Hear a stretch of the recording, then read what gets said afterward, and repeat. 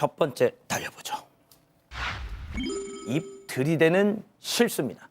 자, 서울의 한 유명 과자점 사장이 여직원을 성추행해서 논란인데요.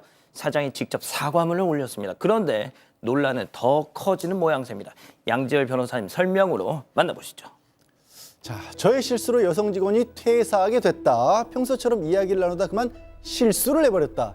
어떤 실수였을까요? 내용 쭉 보시겠습니다. 단둘이 있으면서 호응하고 입을 들이대는 일이 벌어졌다. 입을 들이대는 실수? 이어서 보시겠습니다. 이 친구가 이 직업을 하는데 앞으로 방해가 되지 않도록 철저히 행동하겠다. 아무튼 더 상처받지 않기를 빈다. 아유, 내 정신 좀 봐. 그만 입을 들이대 버렸네. 암튼 행복하길 바라. 미안. 제가 의역을 좀 했습니다만. 자, 백다희 아나운서, 이런 느낌이랄까요? 네, 이 문제의 과자점은요, 서울 서대문구 연희동에 있는 유명한 구움 과자 업체입니다. 최근 남자 사장이 여성 직원을 성추행한 사실을 인정하면서 과자점 공식 SNS에 사과문을 올렸는데요. 이 사장은 아침부터 병원 신세라며 조금 어려운 이야기를 적을까 한다고 시작을 했습니다. 이 사장은 저의 실수로 여성 직원이 퇴사하게 됐다. 제가 그 친구를 나가게 만들었다. 이렇게 적었는데요. 그러면서 같이 저녁을 먹고 이야기를 나누다가 그만 실수를 해버렸다. 이렇게 얘기를 했습니다. 이 포옹하고 입을 들이대는 일이 벌어졌고 사과를 했다고 했는데요. 사장은 아니라 생각과 대처에 깊은 반성을 느낀다면서 앞으로 그 친구가 이 직업을 하는데 방해가 되지 않도록 철저히 행동하겠다고 얘기를 했습니다. 마지막으로 아무튼 저의 잘못으로 상처 입은 친구의 마음이 더 상처받지 않기를 빈다. 이렇게 마무리를 했습니다. 자, 양 변호사님, 이 사장이라는 사람 사과문 직접 읽으셨는데 사과에도 어떤 공식이란 게 있지 않습니까? 어떻게 보셨습니까? 첫 번째가요. 예. 자기 잘못을 인정하는 거예요. 그런데 입을 들이대는 게 실수라고요? 많은 누리꾼들, 특히 이 과자점을 이용했던 손님들도 이게 무슨 사과냐, 이건 거의 협박이 아니냐. 아니, 게 아니라 그렇습니다. 이게 아까 보신 것처럼 앞으로 방해가 되지 않도록 노력하겠다? 방해할 수도 있다는 얘기처럼 들리거든요. 비겁하게 피하지 말고 정확하게 뭘 잘못했는지 기재해라, 이렇게 썼고요. 다른 누리꾼도 아니, 이게 포옹하고 입을 들이대랬으면 이건 실수가 아니라 범죄다. 실수로 포장하지 마라. 또 피해 여직원 가리켜서 친구라고 얘기를 했어요. 이것도 문제라는 지적이 있어서 그렇게 지적들이 나오니까 오늘 SNS에 추가 사과문을 올렸는데 거기에는 이렇게 썼습니다. 더 이상 드릴 말씀이 없고 모든 책임이 저한테 있고 삐뚤어진 행동으로 벌어진 일이다 라고 했지만 논란이 잦아들지 않았고요. 결국 이 SNS 두 차례 사과문 모두 삭제한 상태입니다. 역시 그렇군요. 좋습니다. 다음 이어가죠. 다짜고짜 욕설입니다. 자, 운전 중 난데없이 욕설 샤워 제보 영상 보시죠. 자, 골목길 달리는 불박차 좌회전해서 이제 옆길로 딱 들어서는데, 자, 그러자 저 뒤에서 오토바이가 빠른 속도로 뿅! 이후 상황 함께 들어보시죠.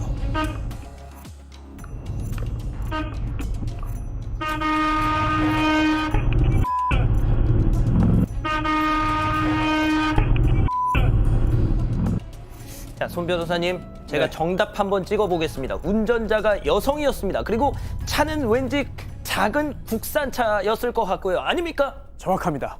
네, 그런 상황인데요. 어제 낮에 울산에서 벌어진 일입니다. 이 골목이요, 중학교 앞길이에요. 보시다시피 차도와 보도가 나뉘어져 있지는 않고요. 평소에 학생들도 많이 걸어다니고 뭐 자전거 탄 노인이나 아주머니 등 이 행인들도 많은 길입니다.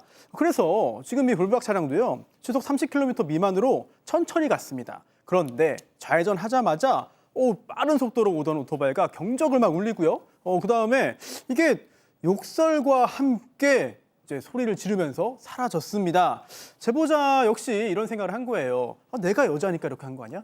내가 이 차가 좀 작아서 그런 거 아니야? 이런 무시당했다는 생각을 할 수밖에 없고요. 그리고 다행히도 블랙박스에 이 차량, 이 오토바이 번호가 찍혔습니다. 그래서 이걸 가지고 국민신문고에 신고 접수도 하고요. 또 경찰에도 물어봤어요. 그랬더니 예. 저 절렁 저렇게 해도 뭐 큰 처벌까지 이어지진 않을 것 같다라는 이야기를 들어서 너무 속상하다고 했는데요. 사실 뭐 정확히는 모르지만 아무래도 욕설을 좀 했잖아요. 그래서 어떤 욕설인지 또 당시의 상황이 어떤지에 따라서 뭐 도로교통 관련된 법규뿐만 아니라 이제 모욕죄 등의 처벌 가능성도 완전히 배제할 수는 없을 것 같은데, 뭐 신호 위반, 속도 위반, 뭐 진로 변경, 뭐 규정 위반, 앞지르기 위반 등등 뭐 2개 이상 할 경우에는 난폭운전에도 해당할 수 있거든요. 앞뒤 상황 전부 다 봐가지고 엄격하게 법 적용을 해야 될 것 같습니다. 이 제보자분 차량이 썬팅이 거의 안 돼 있었다고 해요. 자, 박상희 교수님도 이렇게 직접 드라이브 운전을 하시는 입장에서 네. 이런 거 보실 때마다 속상하시죠? 왜냐하면 저도 억울하게 욕을 몇 번 들었거든요. 그냥 이렇게 딱 보고 여자인 것 같으면 막 욕을 하고 그러더라고요. 그래서 이게 더 뭔가 강력한 성격으로 나부터 욕을 해야 되나 막 이런 생각도 해본 적도 있고 어쨌든 매너 운전하셨으면 좋겠습니다. 그러니까요. 좋습니다. 다음 이어가죠. 역대급 지하철 빌런입니다. 자, 충격적인 제보 영상 백다희 아나운서 설명으로 만나보시죠. 네, 남성이 지하철 문 사이에 껴 있습니다. 그런데 문이 열려도 가만히 서 있기만 하는데요. 다른 승객이 밀어봐도 요지부동, 문지기 마냥 고집스럽게 버티고 있는데요. 이때 다시 닫히는 문에 몸이 딱. 그런데도 꼼짝 안 하는 남성 때문에 애꿎은 자동문만 열렸다가 닫혔다가를 무한반복하고 있습니다. 양 변호사님, 저런 거 하면서 놀기에는 나이가 너무 많잖아. 이거 무슨 말 못할 사연이 있길래 저런 이게 걸까요? 무슨 사연이 있고 저러면 안 되죠. 이게 지난 17일 금요일 저녁에 수도권 지하철 7호선 철산역에 정차한 지하철에서 찍은 사연입니다. 이 제보자분이 퇴근 시간이잖아요. 저녁 6시면. 퇴근하려고 지하철을 탔는데 지하철이 아무래도 움직이지 않더라는 겁니다. 아하. 그래서 보니까 저 남성이 저렇게 끼어서 출발 자체를 막고 있었던 것이고 심지어 지하철 기관사분이 거기 끼어 있으면 안 된다. 비켜달라라고 했는데 저기 서서 주변 사람들 보면서 좋냐? 좋아! 막 이러고 있더라는 거예요. 짐작컨대는 뭐 누군가하고 시비가 있거나 화가 나서 저렇게 화풀이 아닌 화풀이를 하고 있었다라고 하는데 다행히 정말 다행히 저 문이 닫히는 순간에 어떤 다른 남성이 예. 싹 밀어가지고 그때 지하철 문이 닫히고 출발을 했다라고 하는데요. 하하. 무슨 사연이 됐고 저게 무슨 짓입니까? 손 변호사님, 따끔하게 한 말씀 해주세요. 네, 다른 사람들 시간 저거 한두 명이 아니고 엄청 많은 사람들 시간 다 뺏은 거고요. 그 뒤에 계속해서 열차가 줄줄이 다 밀립니다. 피해자가 사실은 엄청나게 많은 사건이거든요. 다시는 이렇게 하면 안 되는데 계속 또 할 것 같아가지고 걱정이 됩니다. 그러니까요. 좋습니다. 다음 이어가죠. 화초를 노리는 자입니다. 제보 영상 만나보시죠. 자, 음식을 기다리는 저 여성 두리번 하더니 화초에 홀린 듯 끌려갑니다. 어머, 이거 완전 내 스타일이야. 자, 손으로 만지작 한참을 만지더니 이파리를 똑똑 떼서 주머니에다 그걸 집어넣고 있습니다. 자, 그렇게 계속 뜯고 있어. 자, 그러고는 창가에 놓인 화분에도 창가에 놓인 화분에도 자석처럼 끌려가서는 주방 눈치를 또 보더니 어머, 오늘은 너로 정했어. 이번엔 아예 대놓고 그냥 화초를 뿌리째 그냥 확 잡아 빼가지고 또 그 옆에 있는 것도 또 팍 하더니 또 주머니에다 탁 넣고는 시치미를 뚝 떼고 있는 듯 저렇게 서 있다가 또 이번에는 아주 그냥 가위를 챙겨 들고 그냥 화분으로 가가지고 자, 바로 그때 직원 등장. 뭐 하시는 거예요? 자, 가위를 빼서 들자. 그런데도 저 손님 아무 일도 없었다는 듯 너무나도 태연자약합니다. 자, 박 교수님, 네. 제가 설명하면서도 너무 충격. 진짜 왜 저러고 살아? 그러게요. 뭐 화초를 좋아하는 사람인가라고 생각하기에는 화초를 다 잎을 뜯고 줄기도 뜯고 심지어 뿌리까지 뽑으려고 했기 때문에 이해가 되지 않죠. 제보하신 분은 어머니와 함께 서울에서 피자 가게를 운영을 하시는데 저렇게 손님이라고 오셔가지고 몰래 어머님은 피자 만드시느라고 밖에 신경을 못 쓰고 계셨고 제보하신 분은 잠깐 나가신 사이에 저렇게 잎을 똑똑똑똑 따가지고 몰래 주머니에 넣고 그다음에 이제 줄기를 뜯고 심지어 이제 뿌리도 뽑고 나중에 이제 가위를 가져가서 본격적으로 자르려고 하다가 이제 걸린 거예요. 도대체 왜 이러시는 거예요? 그랬더니 아니 그냥 이거 하려고 막 이러면서 혼자서 계속 궁시렁궁시렁 되시다가 나중에 피자가 나오니까 그냥 모른 척하고 가지고 아이고. 가셨다는 거예요. 자, 손 변호사님, 저 정도 뻔뻔함이면 좋게 10번은 했을 것 같아요. 네, 그렇습니다. 일주일 전에 한 번 왔던 적이 있어요. 그때도 하고 이번에도 한 겁니다. 일주일 전에 그때는요, 일행과 함께 매장에 왔는데 그때 일행이 먼저 화분에 관심을 보였습니다.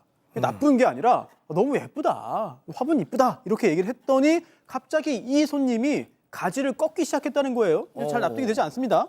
당연히 이제 이거를 말렸는데 하지만 그냥 알았다고요라고 오히려 소리를 지르고 성질을 냈습니다. 그런 일이 있은 후에 일주일 후에 다시 와서 이렇게 한 건데요. 사실 지금 좀 전에 영상을 보시면 화분이 천장에 매달려 있잖아요. 벽에 매달려 있잖아요.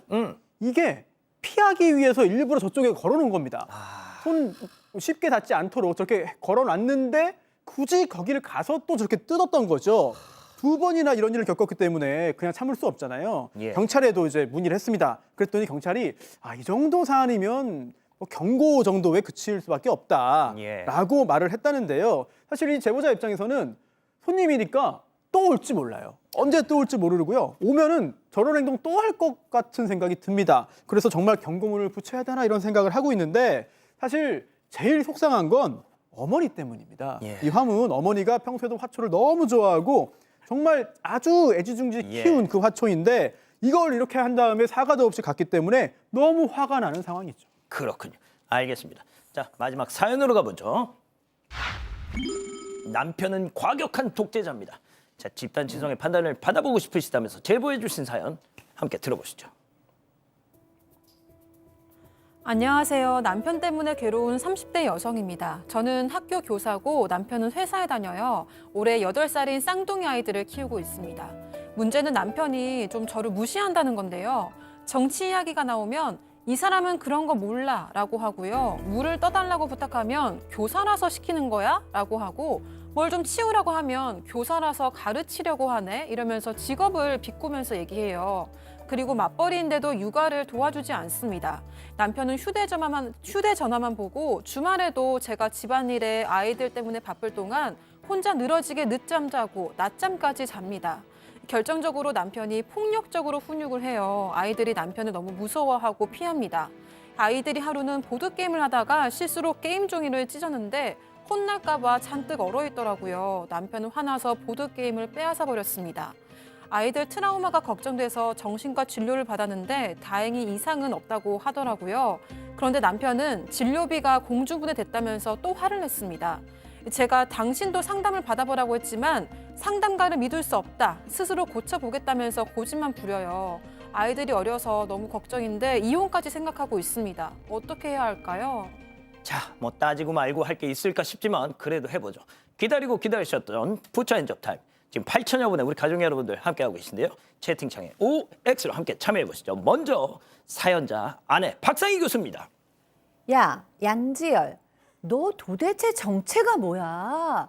뭐가 그렇게 잘났어?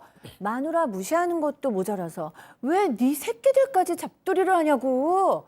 너 아무리 봐도 정상이 아니야.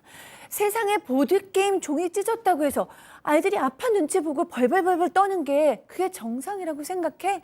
잠만 말고 병원 가든지 이혼을 하든지 양자택일에 중간은 없어. 동그라미.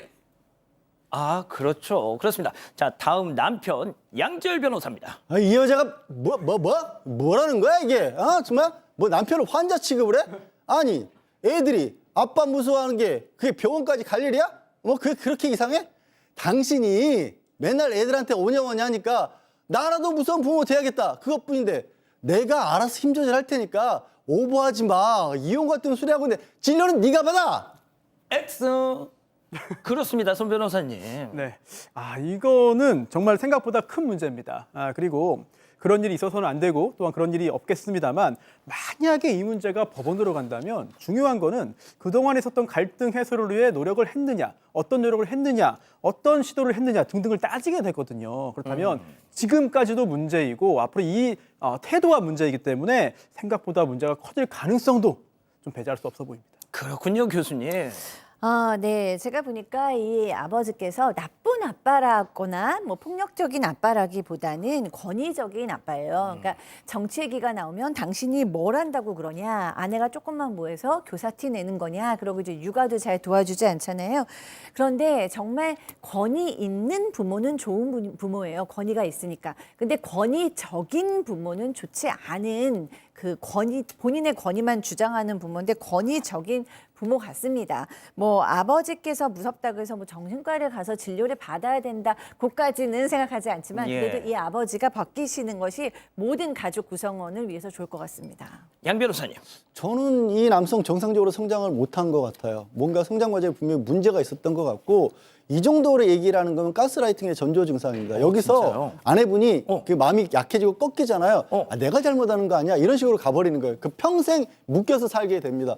이거 아까 손 변호사도 얘기했지만 이 자체로 당장 이혼 사유라기보다도 이렇게 문제가 있는데도 개선하려는 노력을 보이지 않는다? 이혼 사유가 충분히 될 수 있습니다. 그렇게 얘기하세요, 아예 대놓고. 그렇군요.